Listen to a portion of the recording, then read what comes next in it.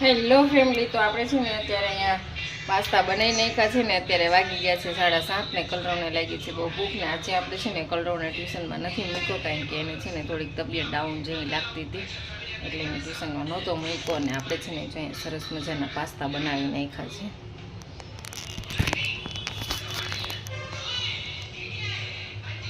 જો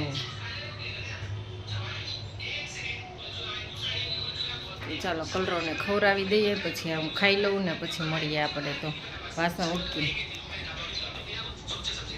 કલરવ અરે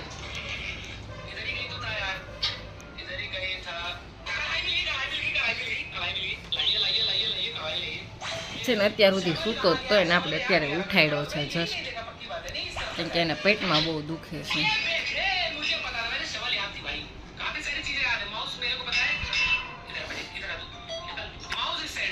ખાઈ લે